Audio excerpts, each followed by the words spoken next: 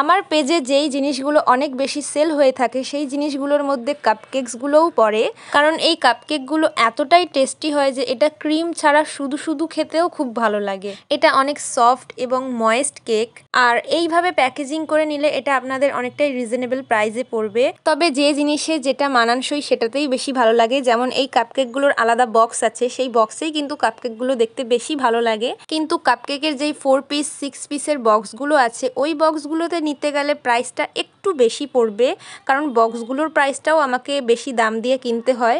এছাড়া বেন্টো বক্সে চাইলে বেন্টো বক্সেও নিতে পারেন। বেন্টো বক্সেও যে খুব খারাপ লাগছে সেটাও বলবো না, কারণ বেন্টো বক্সে আপনি শেষের দিকে দেখবেন যে কত সুন্দর প্যাকেজিং। আমি একটা রিবনও বেঁধে দিই, ওই রিবনটা বাঁধলে আলাদাই সৌন্দর্য ফুটে ওঠে। তো এবার আসল কথাটা বলি, কলকাতার বাঁশদ্রোণী এরিয়াতে আমার লোকেশান। তো আমার লোকেশান থেকে যারা দেখছেন অথবা আমার লোকেশানের কাছাকাছি থেকে যারা দেখছেন তারা যদি নিতে চান তাদের জন্যই আমার পসিবল হবে এই ধরনের 4 পিসের কাপকেক অথবা বেন্টো কেক ডেলিভার করানো। এছাড়া যারা কলকাতার বাইরে থেকে আমার কাছে অর্ডার দেয়, অনেকেই এমন আছে সেই দমদম থেকে, বারুইপুর থেকে, ডায়মন্ড হারবারের ওই সাইড থেকে বেন্টো কেকের অর্ডার দেয় বা ছোট কেকের অর্ডার দেয়। এবার আপনারাই বলুন অতটা দূর কি ছোট কেক পাঠানো পসিবল? তাহলে তো কেকের থেকে কেকের ডেলিভারি চার্জটাই বেশি পড়ে যাবে।